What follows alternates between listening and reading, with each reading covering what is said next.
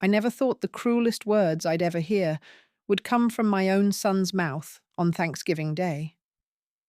"You're nothing but a burden, Mum. A useless old woman who can't even show up on time." The words hung in the air of my living room like poison gas, seeping into every corner of the home I'd lived in for 42 years. Michael stood there, his face flushed with anger, while Amanda, my daughter-in-law, nodded behind him with that tight little smile I'd come to recognize as satisfaction. My grandson Ethan sat on the couch, staring at his phone, pretending not to hear his father tear into his grandmother like she was nothing more than an inconvenience. I stood in the doorway, still clutching my purse, two heavy bags of groceries at my feet. The turkey I'd bought, a beautiful 20-pound bird, was probably already starting to sweat in its packaging. The honey-glazed ham, Michael's absolute favourite, the one he'd always said tasted 100 times better than anything store-bought, sat next to bacon, fresh cranberries, and all the fixings for the Thanksgiving feast I'd been planning for weeks. "I was stuck in traffic," I said, my voice sounding smaller than I wanted it to. "There was an accident on the expressway. I called you." "15 times, Mum. You called 15 times making excuses." Amanda finally spoke, stepping forward with her arms crossed. "Do you have any idea what it's like sitting here starving, waiting for you to finally decide to show up? What kind of mother-in-law does this to her family?" I felt something crack inside my chest. What kind of mother-in-law? I wanted to laugh, but the sound stuck in my throat like a stone. I was the kind who'd been cooking Thanksgiving dinner for this family ever since my husband Robert died 3 years ago. I was the kind who grocery shopped, who planned, who spent hours in the kitchen making sure every dish was perfect. I was the kind who did it all while Michael worked his demanding corporate job, and Amanda, well, Amanda had never lifted a finger in the kitchen in her entire life. "Amanda, that's not fair," I started, but Michael cut me off. "No, Mum. What's not fair is making us wait. Ethan's been asking for food for hours. My stomach is killing me. You know I can't go this long without eating." He rubbed his temples dramatically, as if my lateness had given him a migraine. I looked at my son, this man I'd raised alone after his father died when he was just 8 years old. This boy I'd worked myself to the bone for, taking rotating shifts at the factory, doing sewing and mending jobs late into the night, surviving on 4 hours of sleep so I could afford his SAT prep courses. This son I'd loved more than my own life, and now he was looking at me like I was a stranger. Worse, like I was an obligation he couldn't wait to shed. "I'm sorry," I heard myself say, hating how weak I sounded.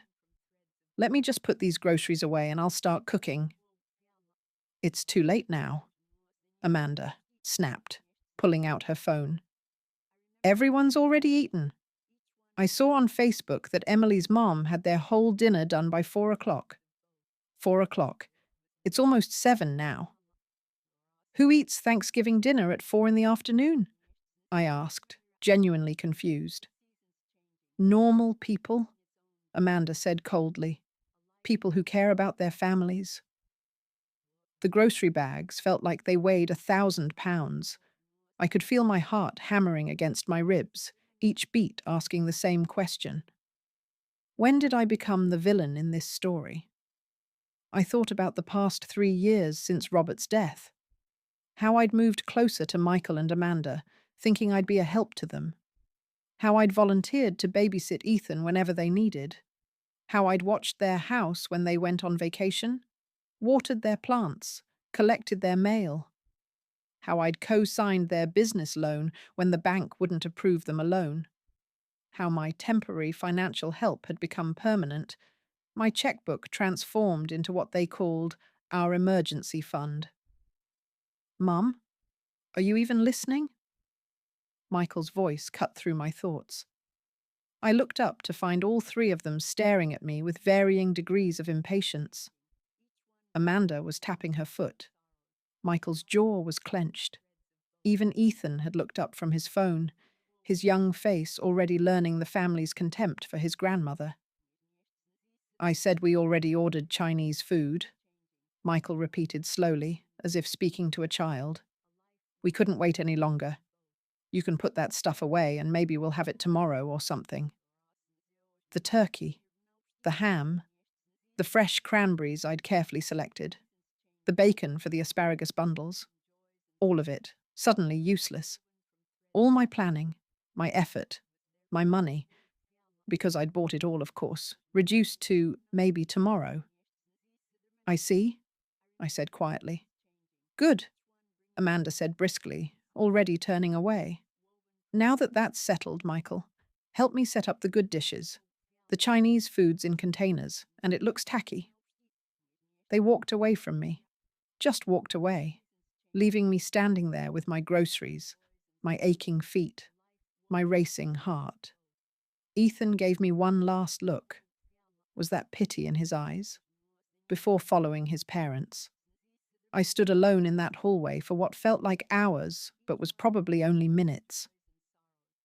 The house was quiet, except for the clatter of dishes from the dining room and Amanda's voice giving orders like a drill sergeant. This was my family. The family I'd sacrificed everything for. The family that couldn't even thank me for trying. My phone buzzed in my pocket. I pulled it out with trembling hands and saw 17 missed calls from earlier, all from Amanda. I scrolled through them, seeing the progression of her anger in the call log. Each one had probably been another insult, another accusation, another reminder that I was failing them simply by existing. I thought about the past 6 months, really thought about it for the first time. The small comments that had been growing, sharper.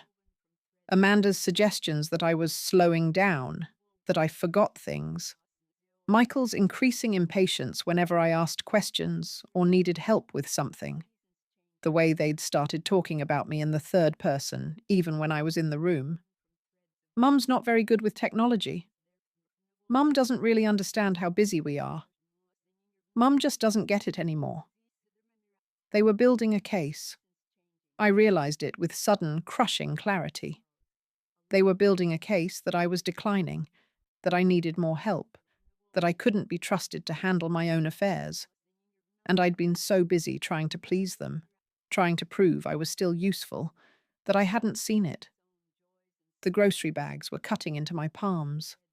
I looked down at my hands, 68-year-old hands, wrinkled and spotted with age, but still strong, still capable, still mine. Something shifted in that moment. Something that had been bending for years suddenly snapped into a different shape. Not broken, changed. Hardened into something that wouldn't bend anymore. I picked up the grocery bags and walked to the kitchen, but I didn't unpack them. Instead, I set them on the counter, pulled out my phone, and did something I'd never done before. I turned off the ringer. Then I walked out the back door, got in my car, and started driving. I didn't know where I was going at first. The streets of the Chicago suburbs blurred past me, decorated with their Thanksgiving lights and festive wreaths. Families visible through warm, glowing windows, sitting down to dinner together, laughing, loving each other. And then I knew. Maple Creek, my old hometown, 2 hours away. The house Robert and I had built together when we first got married, sitting empty for years now. I hadn't been back in months, maybe longer. But suddenly, it was the only place I wanted to be. The snow started falling as I turned onto the highway heading south. Fat, lazy flakes that caught in my headlights and melted on my windshield. The radio was playing holiday music, cheerful, bright, completely at odds with the storm brewing in my chest. I turned it off and drove in silence. Memories came flooding back with each mile marker I passed. 30 years ago, on a snowy night just like this one, Robert had collapsed outside his office from a brain aneurysm. Michael was only 8. I was 38. I became a widow overnight, and my in-laws said I was bad luck. My own family urged me to remarry, but I'd gritted my teeth and raised Michael alone. I remembered those years with crystal clarity now, working rotating shifts at the factory, coming home to do sewing work on the side, not buying myself a single new piece of clothing for 5 years so Michael could have everything he needed, surviving on 4 hours of sleep during his SAT prep period, riding my bike to the hospital when he had that fever, falling 3 times because I was pedaling so fast, my knees bleeding but not caring because my baby needed me. That little boy had looked up at me with such trust, such love. He'd written in a school essay that his mum was the greatest person in the world. When had that changed? When had I become the burden instead of the blessing? My phone lit up on the passenger seat. Michael's name flashed across the screen. Then again. Then again. 18 missed calls by the time I pulled off the highway at the Maple Creek exit. I didn't answer a single one. The town looked smaller than I remembered, but more cheerful, with holiday decorations strung along Main Street and the warm glow of jack-o'-lanterns still visible in some windows from Halloween, mixed with Thanksgiving cornucopias. A few kids were setting off firecrackers near the old general store, their laughter echoing in the crisp November air. My old house sat at the west end of town, a 2-story structure with a small yard.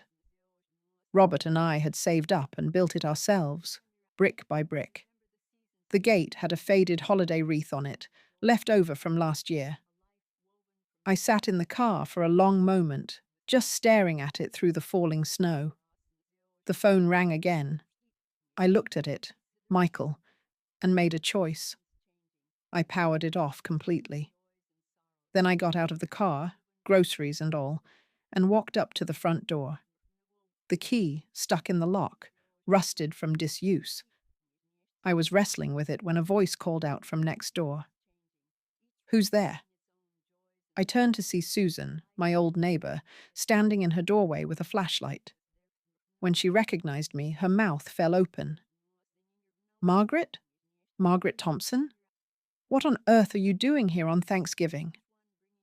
I tried to smile, but my face felt frozen. "It's just me tonight, Susan. Just me." She hurried over, her husband George behind her, and within minutes they'd broken the lock and helped me inside. The house smelled of dust and loneliness. Furniture sat shrouded in white sheets like ghosts. No electricity, no running water, no heat. It should have felt miserable. Instead, it felt like freedom. Susan brought me a comforter and a hot water bottle, fussing over me like a mother hen. "You can stay with us, Margaret. You shouldn't be here alone." "I want to be alone," I said softly.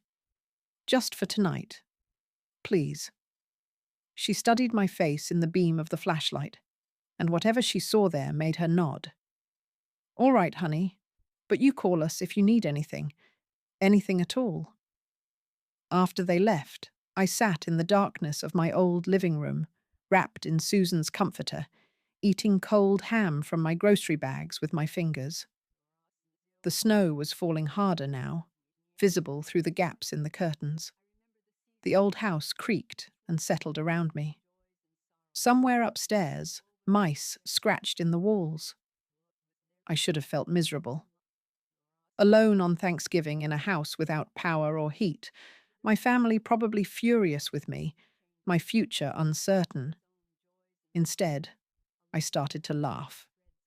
It began as a small chuckle, then grew into something bigger, wilder, until tears were streaming down my face and I couldn't tell if I was laughing or crying or both. Because for the first time in 30 years, I wasn't worried about anyone but myself. I wasn't cooking or cleaning or serving or sacrificing. I wasn't being useful. I wasn't being mom. I was just Margaret Thompson, 68 years old, widow, mother, grandmother, and survivor. The phone was still off. The house was still dark. The snow was still falling. But something in my chest that had been tight and hurting for years had finally loosened. I lay down on the old sofa, pulled the comforter up to my chin, and closed my eyes. Tomorrow would bring consequences. Tomorrow I'd have to face Michael and Amanda and explain myself. Tomorrow I'd have to figure out what came next. But tonight I just breathed. And for the first time in longer than I could remember, that was enough. I woke to golden sunlight streaming through the grimy windows of my old house. For a moment, I didn't know where I was. Then the memories of the previous night came flooding back, and with them, a strange mixture of shame and satisfaction. My body ached from sleeping on the sofa. My throat was parched. But I'd slept through the entire night without waking once, something that hadn't happened since Robert died. No anxiety dreams about missing appointments or forgetting groceries. No waking at 3 a.m., worrying about whether Michael needed something. Just sleep. Deep, dreamless, peaceful sleep. I sat up slowly, every joint protesting. The hot water bottle Susan had given me was cold and heavy at my feet. Dust motes danced in the shafts of morning light, making the old furniture look almost magical under its white shrouds. I pulled one cover off and found the rocking chair Robert had made for me when I was pregnant with Michael. My fingers traced the smooth armrest, and I could almost feel his hands guiding mine, showing me how he'd sanded it until it was perfect. "So she doesn't get splinters," he'd said, kissing my forehead. "Can't have my two favorite people getting hurt." The memory brought tears, but they were different from last night's storm. These were gentle, nostalgic tears. Tears for what was lost, but had once been beautiful. I found my phone on the coffee table and hesitated before turning it on. The moment I powered it up, it exploded with notifications. 23 missed calls, 15 text messages, most from Michael, a few from Ethan, one from Amanda. I opened Michael's messages first, reading them in chronological order. "Mum, where are you? This isn't funny. Pick up the phone. Mum, you're scaring us. Amanda says she's calling the police. Please just let us know you're okay." And then, finally, sent at 2 in the morning. "Mum, we ordered takeout for Thanksgiving. Are you happy now? Where are you?" That last message felt like a slap. "Are you happy now?" As if I'd ruined Thanksgiving on purpose. As if being called useless and a burden had been part of my master plan to spite them. Ethan's messages were simpler, more heartbreaking. "Grandma, where are you? I miss you. Are you mad at me?" I typed back quickly. "Grandma is at the old house in Maple Creek. I'm not mad at you, sweet boy. I love you. Happy Thanksgiving." I couldn't bring myself to look at Amanda's message yet. Instead, I pulled back the rest of the curtains, flooding the room with light, and went to investigate the kitchen. The tap sputtered red with rust before slowly clearing. I filled a glass and drank deeply. The water tasted metallic, but somehow sweeter than any bottled water I'd ever had. There was a knock at the back door. Through the window, I could see Susan holding a tray covered with a towel. "Morning, sunshine," she called cheerfully when I opened the door. "Figured you wouldn't have anything here." On the tray was a bowl of hot oatmeal, toast, 2 boiled eggs, and a thermos of coffee. My eyes immediately welled up. Now, don't cry. It's a holiday," Susan said, bustling inside and setting the tray on the kitchen table. "Eat first, then we'll talk about what happened." As I ate, and it was the best oatmeal I'd ever tasted, Susan cleaned. She wiped down surfaces, opened windows to air out the mustiness, and kept up a steady stream of chatter about town gossip. It was clear she was giving me space to decide when and if to talk. Finally, halfway through my second cup of coffee, I told her everything. The traffic, the phone calls, Amanda's insults, Michael's cruel words, driving here in the snow, the realization that I'd spent 3 years being treated like an unpaid servant in my own son's life. Susan stopped wiping the table and sat down across from me. "That Amanda," she said, biting her lip. "I never did like the look of that girl." "It's my fault for not raising Michael better," I said quietly. "Nonsense," Susan said sharply. "That boy knows right from wrong. He's just forgotten who taught him." My phone rang. Michael's name lit up the screen. Susan gave me an encouraging nod. I answered. "Hello, Michael." "Mom!" His voice was a mixture of relief and anger. "Where are you? We've been looking for you all night." "I'm at the old house in Maple Creek." "What? What are you doing there? During the holidays?" His voice rose to a pitch I rarely heard. "Do you know how worried we were? Amanda was about to call the police." I took a deep breath. I needed some space. Space? Mom, you just disappeared. You left all that food here. You didn't answer your phone. Do you have any idea how irresponsible that was? Irresponsible. The word hung in the air between us like a sword. "Michael," I said slowly, carefully. "Yesterday your wife called me useless. She said I ruined Thanksgiving. You agreed with her." There was a pause. "Mom, we were hungry. People say things when they're hungry." "Do they call their mothers useless old women when they're hungry?" Another pause, longer this time. "Amanda knows she went too far. She wants to apologize." "And you?" "And I—" He sighed. "Look, I'm sorry too, okay? But you have to understand. We were sitting there for hours. In the house I helped you buy," I interrupted quietly, "waiting for the food I was going to pay for and cook. After I spent 3 hours in traffic due to an accident I couldn't control."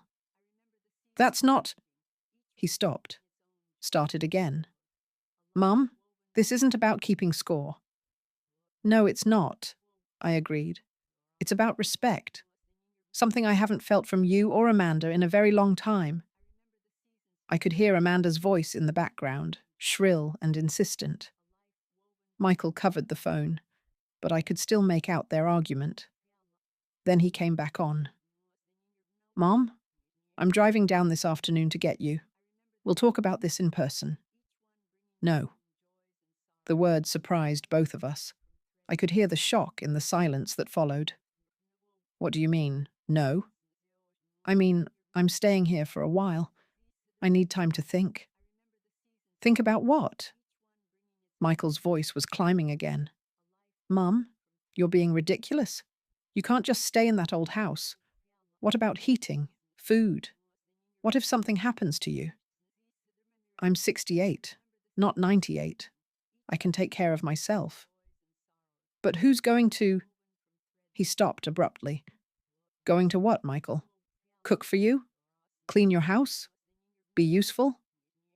The silence stretched so long I thought the connection had dropped. "That's not what I meant," he finally said, but his voice had lost its certainty. "I think it was exactly what you meant. But Michael, I want you to really think about something. When was the last time you asked me what I wanted? What I needed? What would make me happy?" No answer. "I'll call you in a few days," I said. "Give Ethan a kiss for me." "Mum, wait." I hung up. Susan was watching me with an expression I couldn't quite read. Pride mixed with concern. "That took guts, Margaret." "That took years of practice at being quiet," I corrected. "I think I'm done being quiet now." Over the next few hours, Susan and George helped me make the old house livable again. George got the electricity turned on, and with it, the heating. The water heater took longer to wake up, But by early afternoon, I had hot water running from the taps. Susan brought over cleaning supplies, and together we tackled the years of dust and neglect.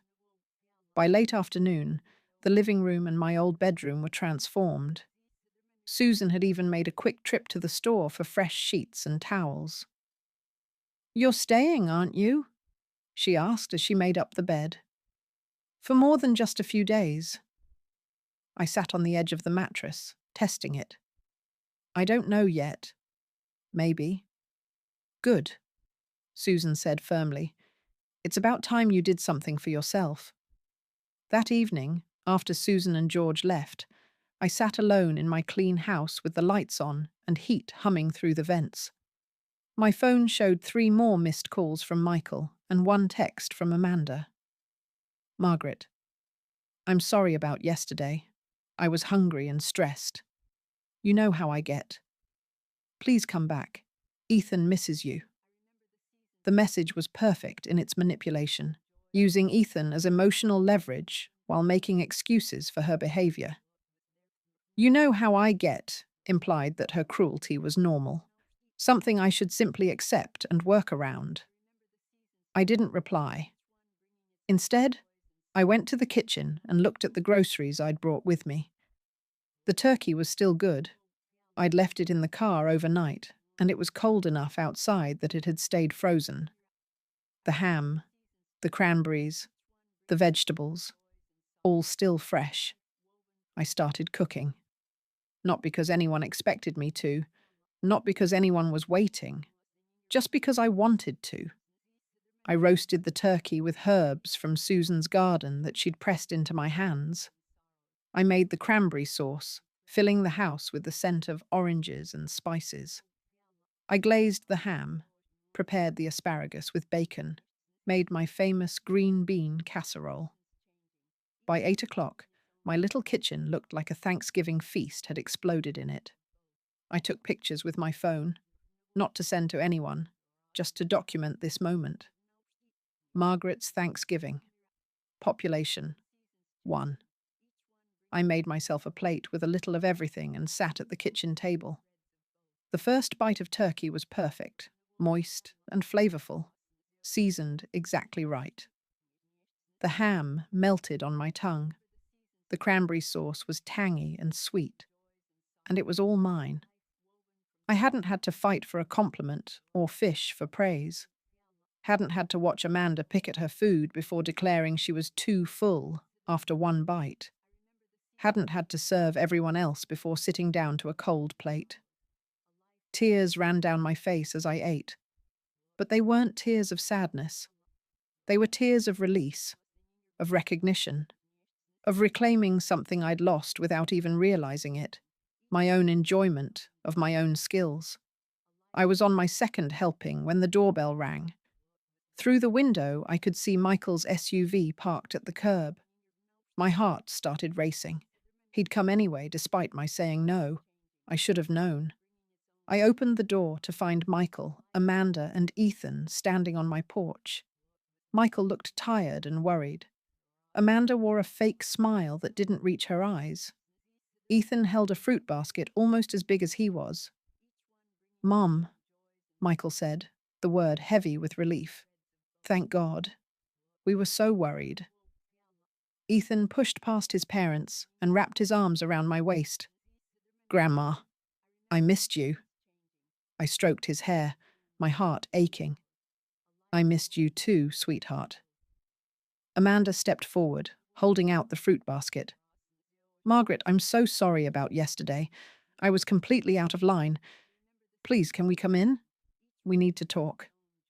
I looked at my son's pleading face, at my daughter-in-law's calculated apology, at my grandson's innocent love. Every instinct in my body screamed at me to let them in, to smooth this over, to be the accommodating mother and grandmother I'd always been. But then I smelled the turkey and cranberry sauce wafting from my kitchen. My Thanksgiving dinner. My choice. My life. "We can talk," I said slowly. "But things are going to be different from now on." I stepped aside and let them in, knowing that the real battle, the fight for my own dignity and autonomy, was only just beginning. They stood in my living room looking around like tourists in a foreign country. Michael's eyes lingered on the freshly cleaned furniture, the photographs now visible on the walls, pictures of him as a boy, of Robert and me on our wedding day, of a life lived before they were part of it. Amanda clutched her purse like a shield, her smile faltering as she took in the modest but tidy space. Only Ethan seemed comfortable, immediately plopping down on the sofa and pulling out his tablet. "The house looks nice," Michael said carefully, as if complimenting it might offend me.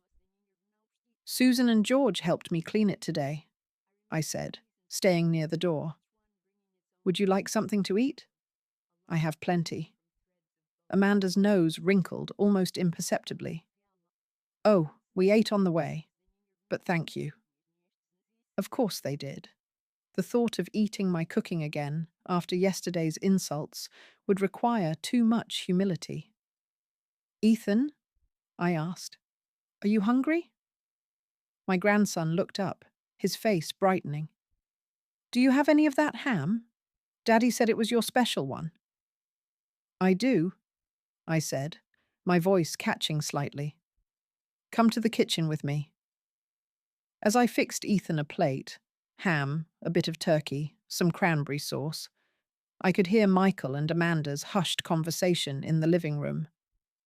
I couldn't make out words, but the tone was clear. Amanda was giving instructions, Michael was agreeing. When I returned with Ethan's plate, they immediately fell silent and arranged their faces into expressions of concern. Ethan ate with enthusiasm, giving me a sticky-fingered hug and declaring it the best ham in the world. His simple pleasure was a balm on my wounded heart.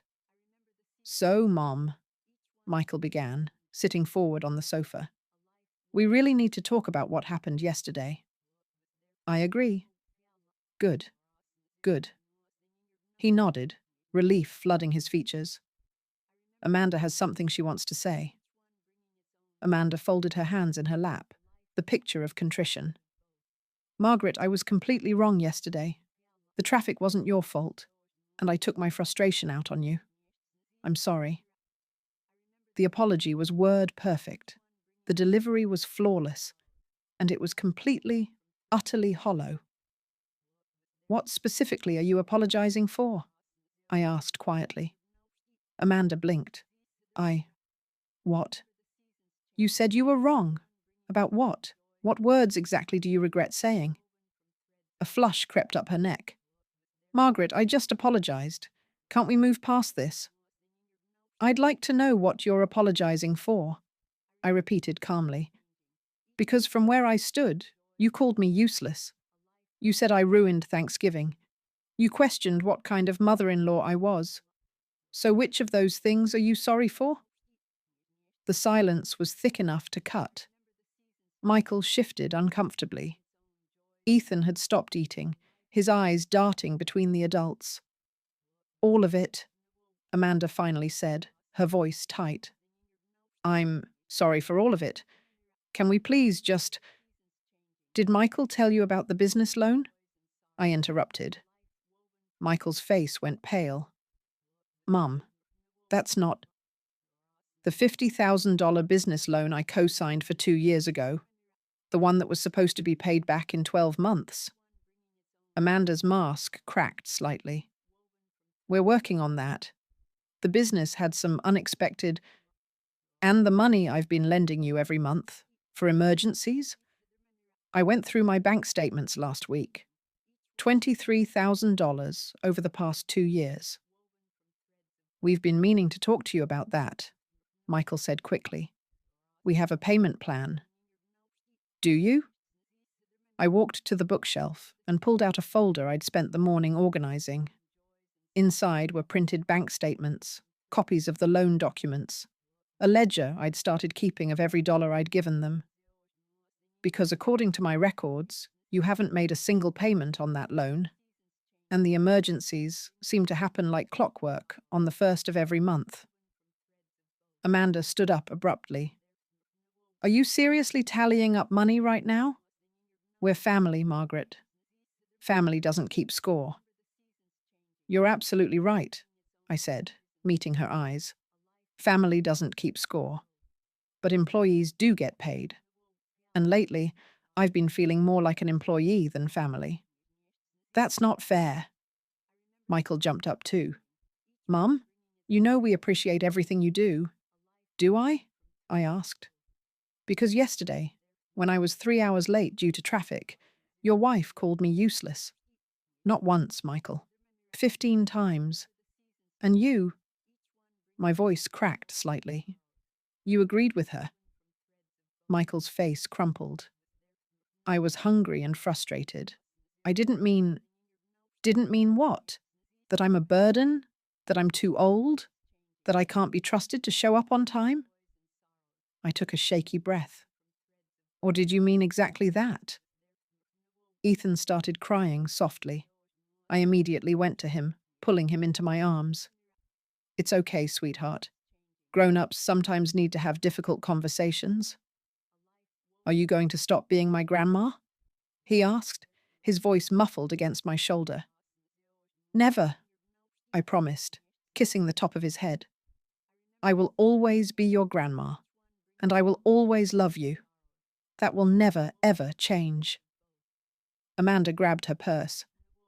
I think we should go. Come on, Michael. She's clearly not ready to be reasonable. But Michael didn't move. He was staring at the folder in my hands, at the evidence of years of financial support I'd meticulously documented. Something in his expression had shifted. Not quite guilt, not quite understanding, but the beginning of recognition. Mom? He said slowly. What are you trying to say? I sat down, suddenly exhausted. I'm saying that I love you both. I love Ethan with all my heart. But I've been enabling behavior that's not healthy for any of us. You've been treating me like an ATM and a maid, and I've been letting you because I was afraid of losing you. You're not going to lose us, Michael said, but his voice lacked conviction. That's good, I said, because I have some changes I need to make, and I need you to respect them. Amanda crossed her arms. What kind of changes? I'm going to stay here in Maple Creek for a while. Maybe permanently. What? No! Michael looked panicked. Mom, you can't. What about… He stopped himself. What about what? I asked gently. What about cooking your meals, watching Ethan after school, being available whenever you need money? His silence was answer enough. I'm 68 years old, I continued. I raised you alone after your father died. I worked myself to exhaustion to give you every opportunity. And I'd do it all again because you're my son and I love you.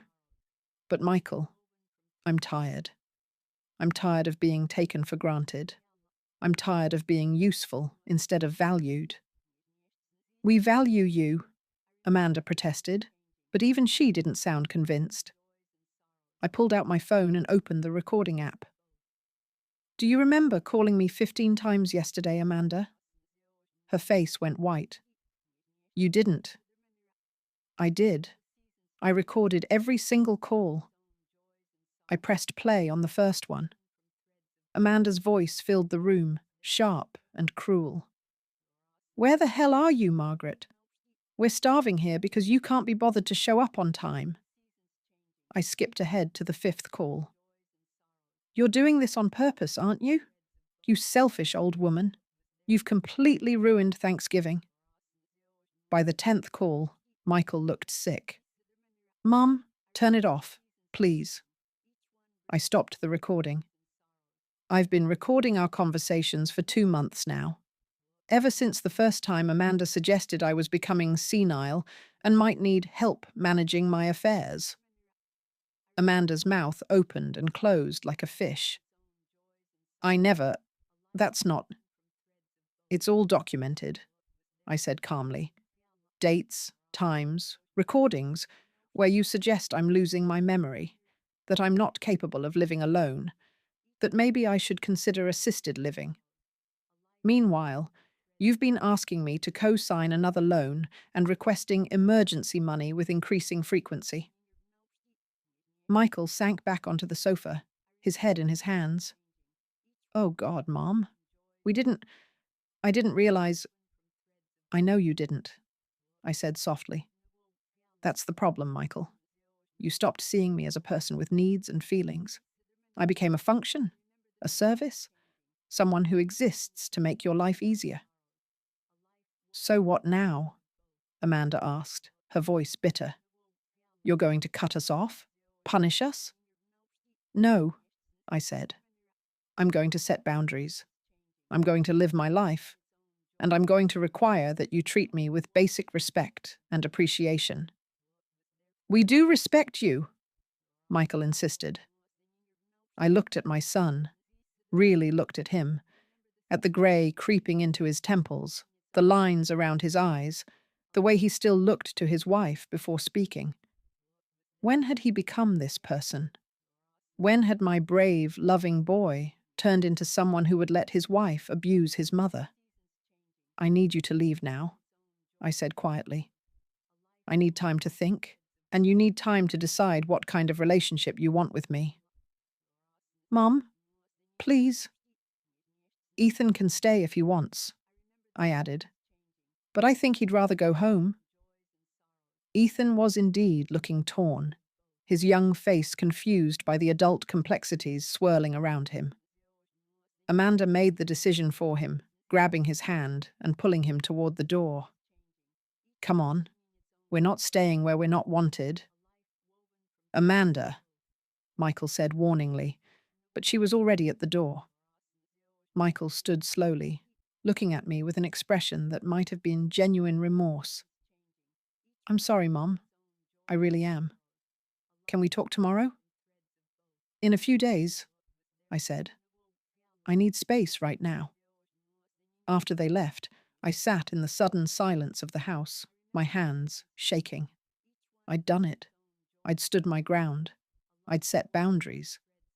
So why did I feel like I'd just set fire to my entire life? The answer came to me slowly, painfully, because I had. The old Margaret, the accommodating, sacrificing, always available Margaret, was gone. What would rise from those ashes? I didn't yet know. My phone buzzed with a text from Susan. Saw Michael's car leave. You okay? I replied. Yes. Thank you for everything today. Come for breakfast tomorrow. I'm making French toast. I'll be there. I sat for a long time in that quiet house, surrounded by my memories and my documentation, and my new, terrifying freedom. Tomorrow, I'd figure out next steps. Tomorrow, I'd start building this new life I'd claimed for myself. But tonight, I ate leftover ham and cried into my pillow, mourning not what I'd lost, but what I'd finally found the courage to leave behind. The morning sunlight felt different somehow, sharper, clearer, like the world had come into better focus overnight. I woke in my old bedroom, in the bed Robert and I had shared for so many years, and for the first time in 3 years, I didn't immediately reach for my phone to check if Michael needed anything. Susan's French toast was divine, served with real maple syrup and fresh strawberries. George had already left for his morning walk, so it was just the two of us at her kitchen table, coffee steaming between us. So what's the plan? Susan asked, cutting straight to the heart of things like she always did. I don't have one yet, I admitted. Well, you need one. She pointed her fork at me. Because that boy of yours is going to come back, and you need to know what you're going to say when he does. She was right, of course. Michael had already sent 3 texts that morning. Mum, can we talk? I didn't sleep at all last night. Please let me come see you. I hadn't responded yet. I was still trying to organize my thoughts, to understand what I actually wanted from this situation. Margaret, Susan said gently, what do you want? Not what Michael wants. Not what's best for Ethan. Not what keeps the peace. What do you want? I stared into my coffee cup, watching the cream swirl in patterns. I want to be seen, I said finally. I want to matter as a person, not just as a service provider. I want my son back, the one who loved me, not the one who uses me. Then that's what you tell him. But it turned out I didn't have to wait for Michael to visit. At 10 o'clock, there was a knock on my door. I opened it to find not just Michael, but a man in a suit I'd never seen before. "Mrs. Thompson?" the stranger asked. "I'm Richard Coleman, attorney at law. I've been retained by your son to discuss your current living situation and financial arrangements." My blood ran cold. "Excuse me?" Michael at least had the grace to look ashamed. "Mum, just hear him out. We're concerned about you." "Concerned enough to bring a lawyer to my door?" I crossed my arms, blocking the entrance. "On what grounds?" Coleman cleared his throat. "May we come in? This conversation would be better held in private." Every instinct screamed at me to call my own lawyer, to refuse entry, to slam the door in their faces. But I was also curious, and angry enough not to be intimidated. "Fine." I stepped aside. "But I'm recording this conversation." I pulled out my phone and opened the recording app, making sure they both saw it. Coleman's eyebrows rose, but he nodded. "That's your right." We sat in the living room, the lawyer and Michael on the sofa, me in Robert's old armchair, my throne, my territory. Coleman pulled out a folder. "Mrs. Thompson, your son has expressed concern about your recent erratic behavior. Leaving on Thanksgiving without notice, refusing to return phone calls, suddenly relocating to an uninhabited house."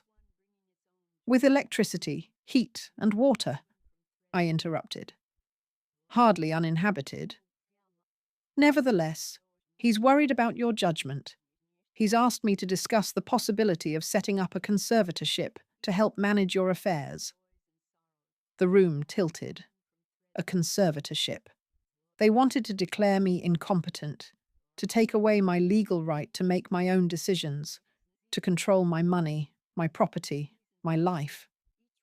I looked at Michael, who couldn't meet my eyes. "Is this what you want? To have me declared mentally incompetent?" "Mum, it's not like that." "Then what is it like, Michael? Explain it to me." Coleman interjected smoothly. "It's a protective measure, Mrs. Thompson, to ensure that you're not taken advantage of, that your assets are properly managed." "My assets?"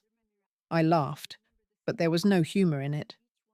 "My assets that have been supporting my son's family for the past 3 years. Those assets?" Michael finally looked up. "Mum, you co-signed that business loan. If we default, they'll come after you." "And whose fault would that be?" The silence was damning. I stood up and walked to my bookshelf, pulling down not just the folder from yesterday, but several others I'd been quietly compiling. "Mr. Coleman, before we discuss my competency, I'd like to show you something." I spread the documents across the coffee table. Bank statements, loan documents, a ledger showing every dollar I'd given Michael and Amanda over the past 3 years, over $40,000 in loans that had never been repaid.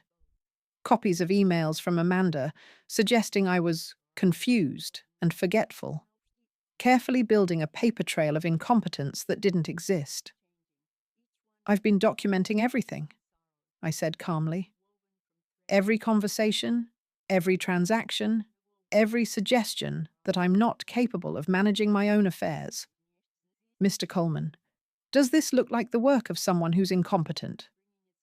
The lawyer was now leafing through the documents with growing interest and growing concern. "Mrs. Thompson, this is quite comprehensive.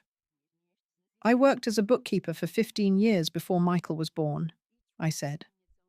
I know how to keep records. Mum, why would you? Michael's voice cracked. Were you planning this? To what? Cut us off? I was planning to protect myself, I said, because I knew this was coming. The suggestions about assisted living, the concerns about my memory, the casual comments about how I was slowing down. You and Amanda have been building a case against me for months. That's not true, Michael protested, but his voice lacked conviction. I pulled out my phone. Would you like me to play the recordings? I have hours of them. Amanda suggesting I might have early dementia. You agreeing that I've been acting strange. Both of you discussing how much my house is worth and how you could help me sell it if I moved into assisted living. Michael's face went from pale to grey. You recorded us? Your own family? After Amanda accused me of stealing $20 from her purse, money I'd actually given to Ethan for his school field trip, yes, I started recording.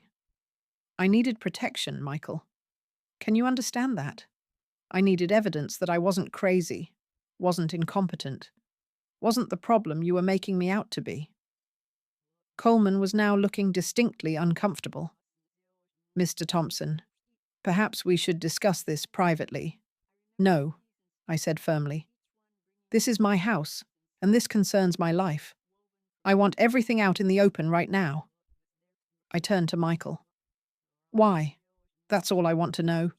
Why would you try to have your own mother declared incompetent? Is it just the money? The house? Michael buried his face in his hands. When he finally looked up, there were tears streaming down his cheeks. Amanda said, if we could get control of your assets, we could save the business. We're in debt, Mum. Deep debt. The business loan is just the start. We have credit cards maxed out, a second mortgage. We're drowning.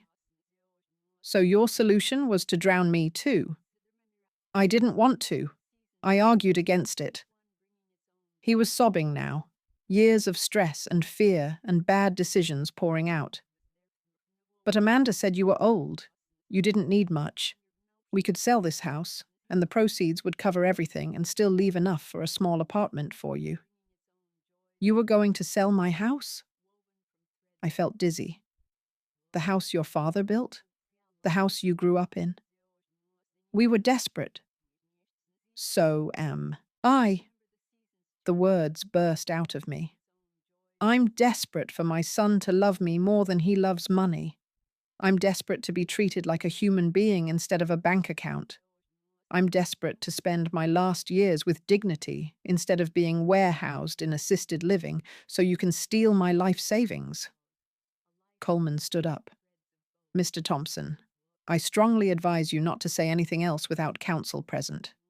Mrs. Thompson, I apologize for this situation. I was not given all the relevant information when I was retained.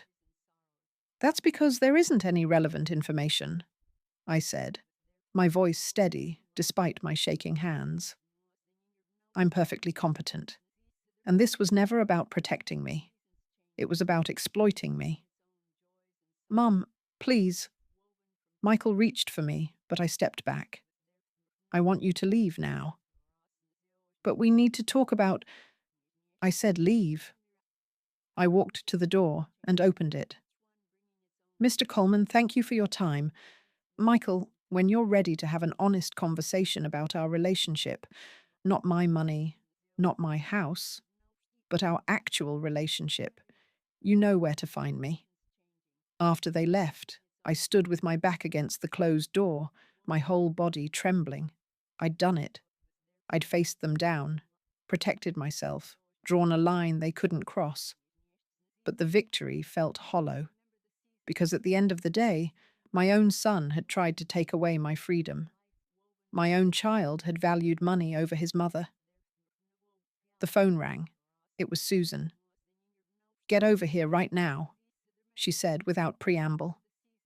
I saw that lawyer leave. You need people around you. At Susan's house, I found not just her and George, but also Mr. Harrison from the senior centre and a woman I didn't recognize. Margaret, this is Elizabeth Martinez, Mr. Harrison said. She's an elder law attorney. I took the liberty of asking her to come down from the city. Elizabeth shook my hand with a firm grip. Her eyes were kind but sharp behind her glasses. Mr. Harrison filled me in on the basics. Can you tell me exactly what happened this morning? I told her everything. The conservatorship threat, the documents I'd compiled, the recorded conversations. Elizabeth took notes, occasionally asking clarifying questions. When I finished, she sat back. Mrs. Thompson, I need to be frank with you. Your son and daughter-in-law have been engaging in what we call financial elder abuse. The good news is, you've documented it meticulously. The bad news is, they're not going to stop. What do you mean? They're desperate. Desperate people do desperate things. She pulled out her own folder. I'm going to help you take several immediate steps. First, we're going to establish a revocable living trust. Your assets will be protected, and you'll name a trustee, someone other than Michael, to manage things if you ever do become incapacitated. I was thinking, Susan, I said, glancing at my friend. Susan's eyes widened. Margaret, are you sure? You're the only person I trust completely. Elizabeth nodded, approvingly. Good. Second, we're going to put alerts on all your financial accounts. No one can make changes or withdrawals without your explicit consent and a callback verification. Third, I'm going to draft a cease and desist letter to Michael and Amanda, making it clear that any further attempts to claim you're incompetent will result in legal action. Will that be enough? For now. But Margaret, you need to understand something. They're not going to take this well. The next few weeks could get very ugly. Are you prepared for that? I thought about Michael's tears this morning, about Ethan's confusion, about the family dinners and holidays that would never be the same. Yes, I said. I'm prepared. Over the next week, Elizabeth worked quickly. The trust was established. My finances were locked down. The cease and desist letter was sent. Michael's response came in a text message. I can't believe you're doing this. We're family. I replied, family doesn't try to steal from each other. When you're ready to apologize and make real changes, I'm willing to talk. But not before. Amanda's response was less measured. She showed up at my door 3 days later, her face flushed with rage. You vindictive old bitch, she spat. Do you have any idea what you've done? We're going to lose everything. The business, the house. Michael might even lose his job because of the stress. Amanda, I said calmly, though my heart was pounding. You brought this on yourselves. If you'd treated me with respect, if you'd been honest about your financial problems, I might have helped. But you chose to try to steal from me instead. We weren't stealing. We were securing your future. By taking away my right to make my own decisions? By selling my house without my consent? That's called theft, Amanda, and elder abuse. Would you like me to call the police and explain it to them? She paled. You wouldn't. I would if I had to. But I'd rather not. I'd rather we all move forward from this, separately, and try to rebuild some kind of relationship eventually. Rebuild? She laughed bitterly. There's nothing to rebuild. You've destroyed this family. No, I said quietly. You did that when you decided I was worth more to you as a bank account than as a person. She left without another word. That night, I sat in my quiet house and cried, not for what I'd lost. That had been gone long before I acknowledged it, but for what could have been, for the family I'd dreamed of having, the loving relationship I'd wanted with my son and his wife, the grandmother I'd hoped to be. But sometimes love means letting go. Sometimes it means standing firm, even when it breaks your heart. Sometimes the most loving thing you can do is refuse to be destroyed by the people who are supposed to love you most. My phone buzzed. A text from Ethan, sent from Michael's phone. "Grandma, I love you." I typed back through my tears. "I love you too, sweetheart. Always and forever." That would have to be enough. For now, it would have to be enough. The leaves were turning gold and crimson when Susan dragged me to the Maple Creek Community Senior Center 3 weeks after my confrontation with Michael. I'd been spending my days cleaning the house, cooking elaborate meals for one, and avoiding my phone, which rang less and less frequently as the days passed. "You're going to shrivel up if you don't get out of that house," Susan declared, linking her arm through mine and practically pulling me down Main Street. "Besides, Mr. Harrison has been asking about you." The senior center was housed in the old elementary school building, 3 stories of red brick that held more memories than I cared to count. Michael had attended kindergarten here before they built the new school on the edge of town. Inside, the halls had been transformed. What were once classrooms now held pottery wheels, easels, exercise equipment, and even a small commercial kitchen. The sound of laughter and conversation echoed through the building, a warm, welcoming sound that made something in my chest loosen slightly. "Margaret." Mr. Harrison emerged from an office, his face lighting up. "I'm so glad Susan convinced you to come. Let me show you around."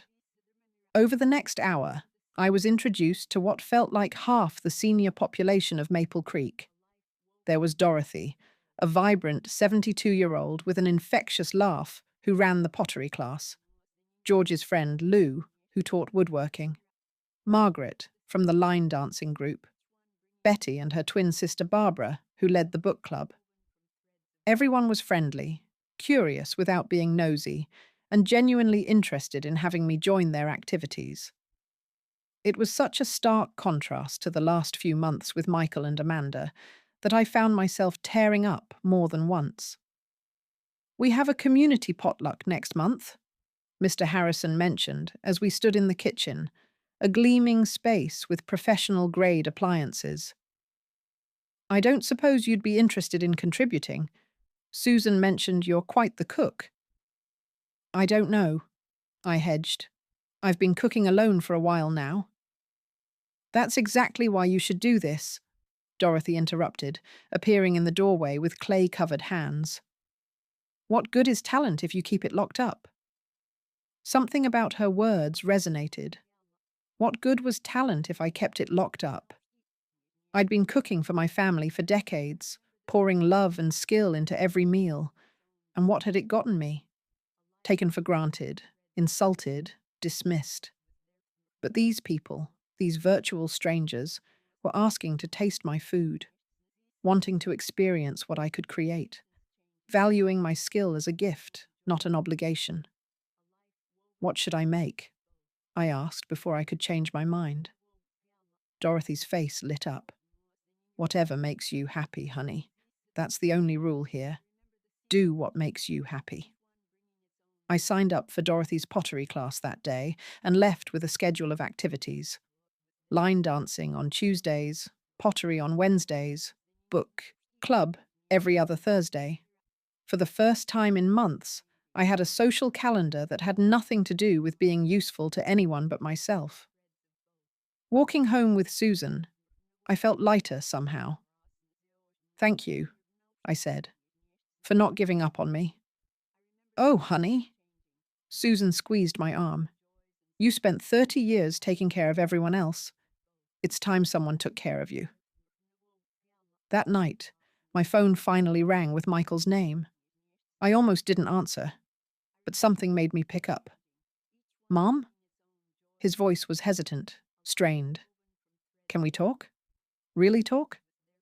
"I'm listening." "Not on the phone. Can I come see you?" "Just me. Amanda and Ethan are at her mother's this weekend." I agreed, my heart pounding. 2 days later, Michael sat across from me at my kitchen table, looking like he'd aged a decade in the past month. There were dark circles under his eyes, and his hands shook slightly as he wrapped them around the coffee mug I'd given him. "I've been seeing a therapist," he said without preamble.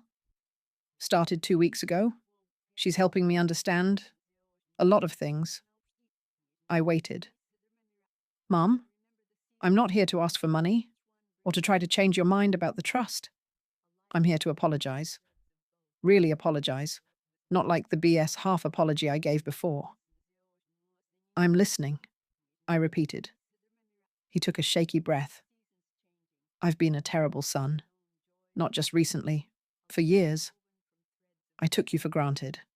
I let Amanda treat you horribly and convinced myself it was okay because she was stressed, or because that's just how she was, or because challenging her would make my life difficult.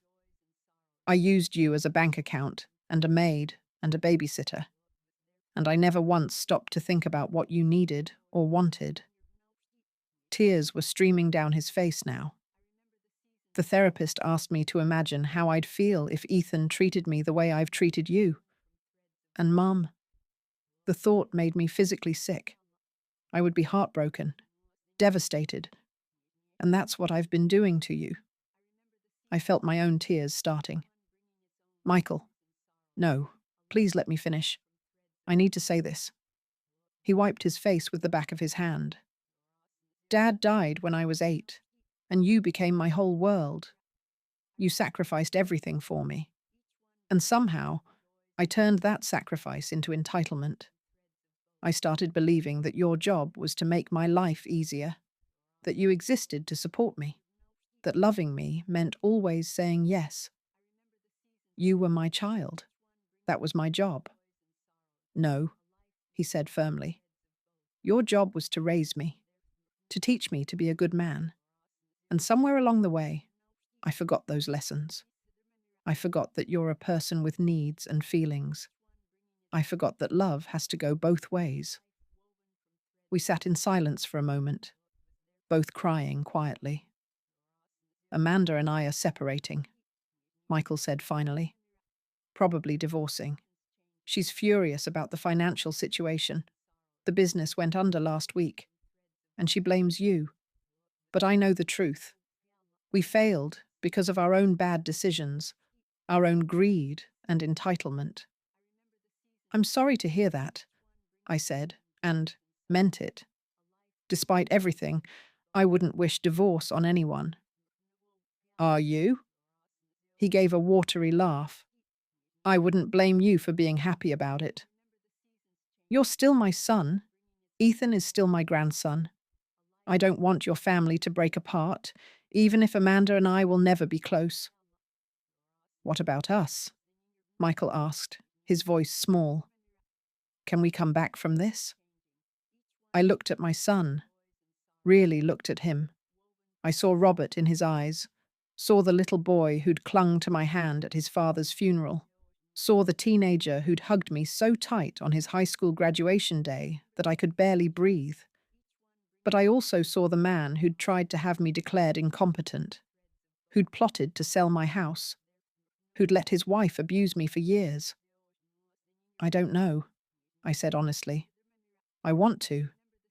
But Michael, I can't go back to how things were. I won't be your ATM or your maid or your emotional support animal. I'm your mother, and I love you. But I have to love myself too." He nodded, accepting.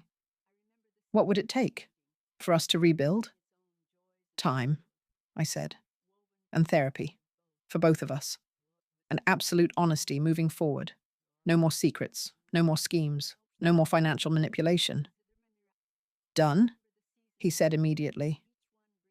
"Mom, I'll do whatever it takes. I've already been to 2 support groups for people in financial trouble. I'm selling the house. It's underwater, but I need to get out from under it. I'm moving into an apartment. I'm rebuilding my life. And I want to do it the right way this time. The way you tried to teach me." Over the next few weeks, Michael proved he was serious. He came to Maple Creek once a week for coffee, never asking for anything, just talking, telling me about his therapy sessions, his job search. He'd quit the corporate position that had been making him miserable, his attempts to co-parent with Amanda. He brought Ethan once, and I made them both lunch. Not an elaborate feast, just simple sandwiches and soup. But Ethan's face lit up like I'd given him a 5-star meal, and Michael actually said thank you 3 times. Small steps, baby steps, but steps forward nonetheless.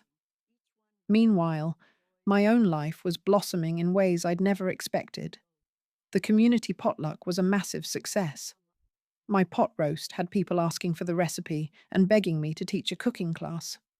Mr. Harrison suggested converting part of the senior center's kitchen into a demonstration space where I could share my skills. We could even charge a small fee, he said excitedly. Put the money toward more programming for the center. That's how Margaret's Kitchen was born. Every Friday afternoon, I taught a small group of seniors how to make classic American dishes. Not just the recipes, but the techniques. How to properly brown meat, how to balance flavors, how to make simple ingredients sing. Dorothy became my assistant, though her organizational skills were better than her cooking ones. Susan handled sign-ups and supplies. Word spread, and soon we had a waiting list. You should charge more, Dorothy said one day as we cleaned up after a particularly popular session on homemade pasta. People would pay. You're giving away gold here. I'm not doing this for money, I said, but something in her words made me think. That night, I got an email from a journalist at the local paper. She'd heard about my classes and wanted to do a feature story. Local grandmother finds new purpose teaching cooking to seniors, the headline would read. I almost declined, but then I thought, why? Why hide? Why not celebrate this new life I'd built from the ashes of the old one? The article came out 2 weeks later, complete with photos of me demonstrating my cranberry sauce technique to a rapt audience. The reporter had captured something I hadn't even realized about myself. I was happy. Genuinely, radiantly happy, in a way I hadn't been in years. The article brought unexpected attention. A restaurant owner from the next town overcalled, asking if I'd be interested in consulting on his menu. A food blogger wanted to interview me. Someone even suggested I write a cookbook. You're famous, Susan teased, showing me the Facebook shares and comments. I'm busy, I corrected, but I was smiling. Michael saw the article too. He called that night, and I could hear the pride in his voice. Mum, this is amazing. I showed Ethan and he's telling everyone his grandma is a celebrity chef. Hardly a celebrity, I laughed. To us you are. He paused. Mum, I'm proud of you. I know I should have said that more often over the years, but I'm saying it now. I'm proud of who you are and what you're building. Those words, I'm proud of you, hit me like a physical blow. When was the last time someone had said that to me? When was the last time I'd done something worth being proud of? Something that was mine and mine alone? Thank you, I whispered. That means more than you know. Can I bring Ethan by this weekend? He wants to learn how to make your honey-glazed ham. I hesitated, old fears rising up. What if this was a trick? What if they wanted something? But I looked around my little house, at the life I'd built, at the boundaries I'd set and maintained. I was stronger now. I could have them visit without losing myself. Saturday afternoon, I agreed. Tell Ethan we're making ham and biscuits from scratch.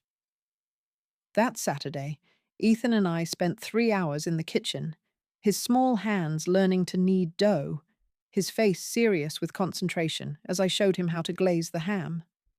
Michael watched from the doorway, not interfering, just observing.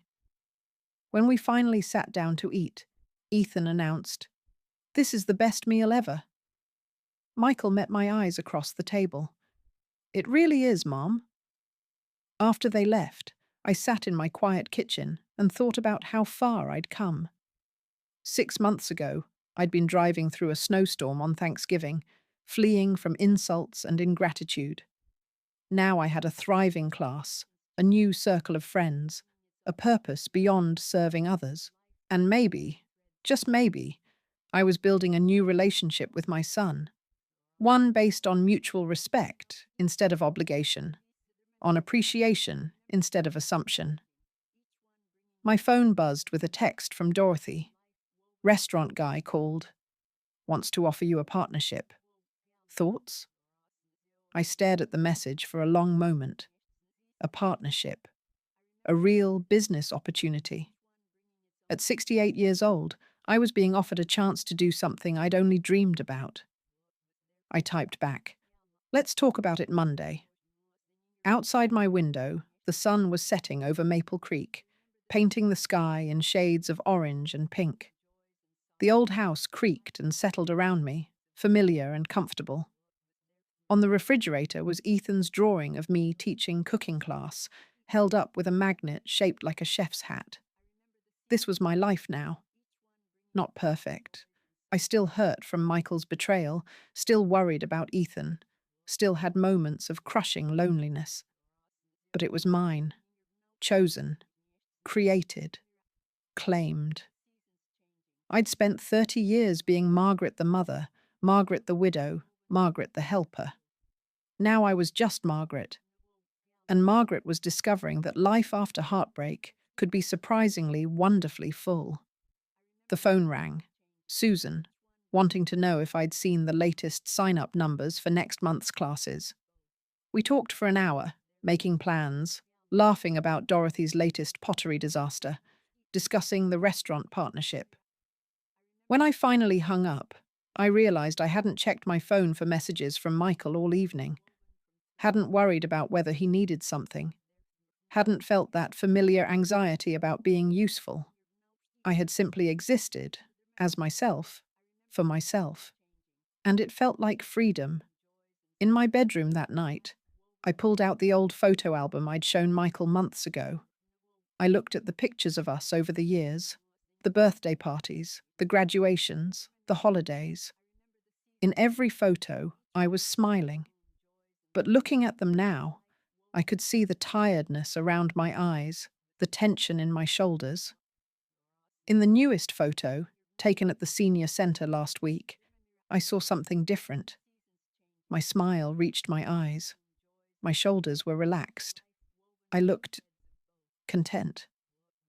I did it, Robert. I whispered to the picture of my husband on the nightstand. I stood up for myself. I built something new. And I think I'm going to be okay. Outside, the first snow of winter began to fall, each flake catching the streetlight like a tiny star. I watched them drift and dance, thinking about new beginnings and second chances, about how sometimes the greatest act of love is learning to love yourself, about how healing isn't about forgetting the hurt, but about building something beautiful in spite of it, and about how even at 68, even after betrayal and heartbreak, even after losing almost everything, you can still find your way home. Not to a place, but to yourself. I turned off the light and settled into bed, feeling the weight of the quilts, hearing the familiar sounds of the old house, and something that had been broken inside me for so long finally felt whole. Tomorrow, I'd meet with the restaurant owner. Next week, I'd teach my class. Next month, who knew? The future stretched out before me, not frightening, but full of possibility. I closed my eyes and smiled in the darkness. This was just the beginning.